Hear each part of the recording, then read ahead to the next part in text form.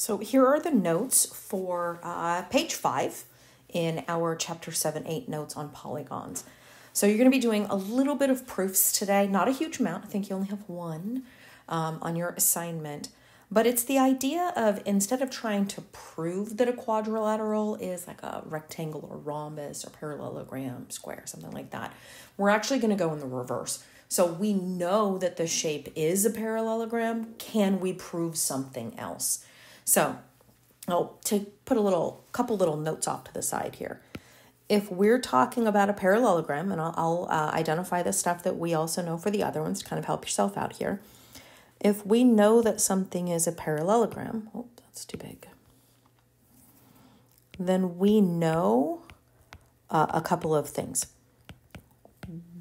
We know multiple things, actually, but the two basic things about a parallelogram is that opposite sides are parallel, which we know.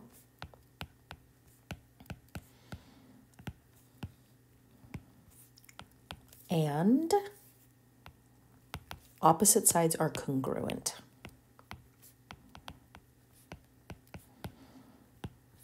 Those are the two things we're going to use to try to be able to prove this. So just like we normally would with starting a proof, we're going to start with the given statement.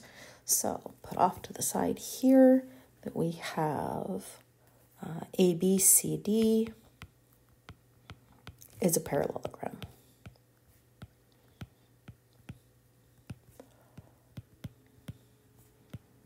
And then that is given. So put that in our box, say this is given. All right, from here, I'm going to start marking up my picture and see if I can figure out what we're doing here. We're trying to figure out that AC, so the diagonal, and BD bisect each other. Okay. If they bisect each other, okay, bisect means that we get congruent pieces. So like that would be chopped in half and that would be chopped in half. Okay, so if we can figure out that those are congruent, then we can jump to, okay, they must have bisected each other. All right, so let's see if we can get there. Notice that those are parts of triangles. And we have a couple of triangles that we could focus on here. We could focus on the top and bottom triangles, which we know are going to be congruent. We just have to prove it. Or we could do the left and the right triangle. So I don't know. It's ultimately up to us. I think I'm going to go with the left and the right triangle. So I'm going to try to focus on those green triangles, the right and the left. Okay. All right. So I'm trying to get to the orange. I don't know that. Let's see, how can we get there? Well, I could do vertical angles. So maybe I'll introduce some vertical angles. What else could I introduce? I could do... Oh, I know that the opposite sides, so by definition of parallelogram, the opposite sides are going to be congruent. So I know that those guys are going to be congruent. Remember, I have to try to get to the orange. I'm trying to keep this color-coded. Like all the green stuff is stuff I could figure out. I think I only need one more thing to prove that the green triangles are congruent. And I think I can do it with probably that angle C. Oh, let's put a different marker there. And that angle A. Because then if you look over here, I have angle, angle, side, angle, angle, side. Okay, if I can prove angle, angle, side, or angle, side, angle, whichever one, I think I can then prove the CPCTC business. If I can do that, I can get to the orange. All right, I think that's what I'm going to try to do. So I'm going to erase my markers here. I start with my definition here of a parallelogram. So, and I may not use all of it, but let's go ahead and get it out there. So if it's a parallelogram, then I know that the opposite sides are parallel. So I'm going to say AB is parallel to DC. But I also know that BC and AD are parallel. And again, I might be putting too much stuff into this, but better safe than sorry. So I know that opposite sides of a parallelogram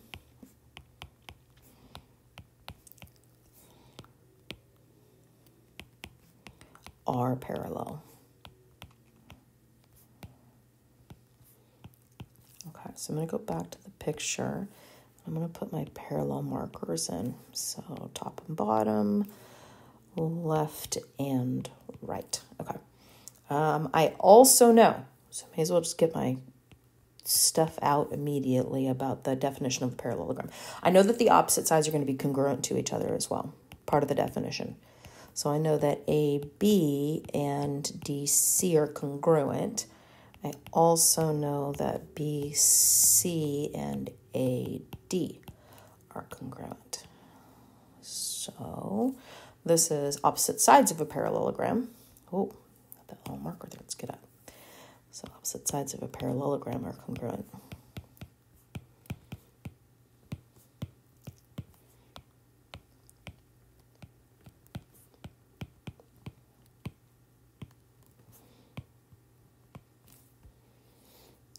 Okay. So I may as well mark those in my picture as well. So opposite sides are congruent. Okay, so I think I was trying to focus on one of the triangles. So I'm going to do a little highlighting here. I'll go back to my green business. I'm going to try really hard to focus on that left triangle and the right triangle. I'm going to try to be able to prove that those are congruent triangles. Okay, let's see what we can do here.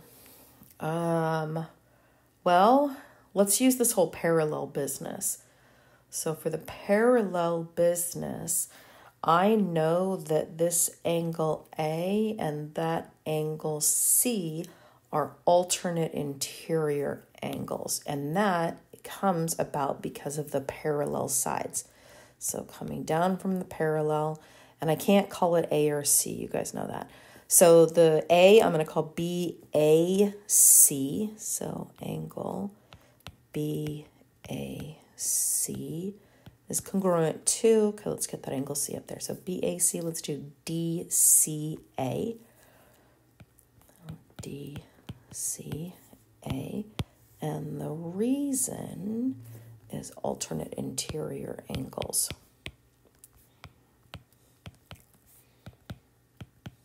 Okay. I could do another pair of alternate interior angles if I want to. So, because if we take a look back here, angle B and angle D are alternate interior. So I don't even have to mess with the vertical angles in the middle. I mean, I can, but I don't have to. Okay, so I get those also because of the parallel.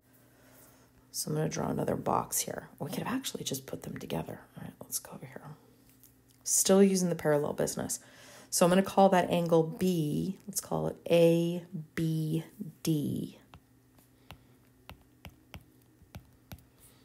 It's going to be congruent to, okay, ABD, that's going to go with CDB.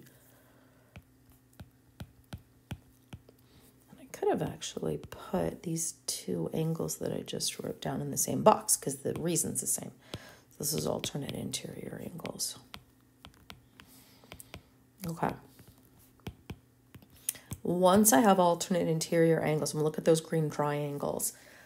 Remember, go ahead and mark this in green also, that part of the definition and stuff we'd already said was that the opposite sides were congruent. If you take a look at the two green triangles, I believe we have angle, side, angle. So using, okay, we used that alternate interior, we used that alternate interior. I'm going to go up and grab this one also. We also used the fact that the opposite sides were congruent. So we can now say triangle, all right, the guy on the left, let's call it ABE is congruent to triangle. Okay, ABE is going to be CDE. And our reason for the triangles to be congruent is angle, side, angle, triangle congruence. Okay, now remember what we're trying to get to.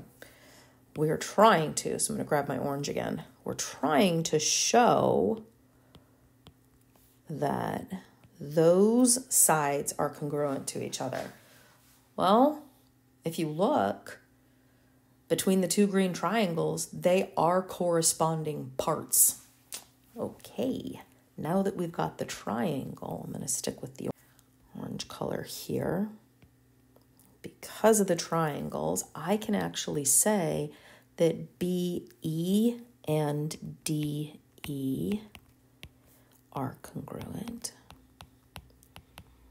And my reason is congruent triangles give congruent parts. But if you go back, and I'll stick with orange again. We also have the other diagonal. Those are also corresponding parts. So we can say AE and CE, again, because of the triangles. So AE is congruent to CE, same reason. Congruent triangles give congruent parts. Okay, may not seem like much, but I think we're basically home free. So if you take a look at just the diagonal, so I'm going to grab my highlighter here. I'm going to take a look at this line segment AC. Notice that that line segment AC is now chopped into two congruent parts with the 4 tick marks on each one. Additionally, take a look at that line segment BE. That diagonal was also chopped up into two congruent parts because of the CPCTC, or congruent triangles give congruent parts. Because of that, if we know that the two diagonals were now chopped in half, they chopped each other in half. That's the definition of bisect. So we can say AC and BD bisect each other.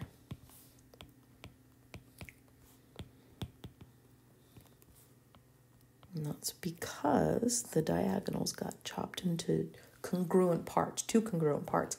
Well, the reason is this is actually just the definition of bisect. So here we now have our proof complete on page 5. So for parallelogram, so kind of box some stuff over here. So on the left-hand side where we started, for parallelogram, let's go back.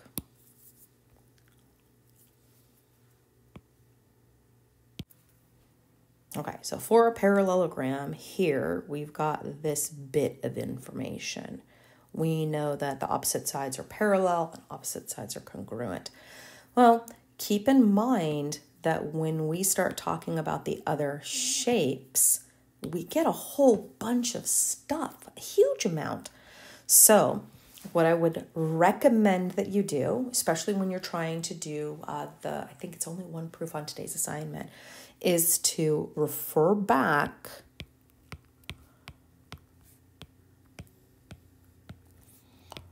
to page 1 and page 2 in the notes. This should help immensely. But if we think about let's see, a rectangle, we know with a rectangle, because it's a parallelogram, okay, can't forget that. Because a rectangle is a parallelogram, we know that the opposite sides are parallel, definition of a parallelogram.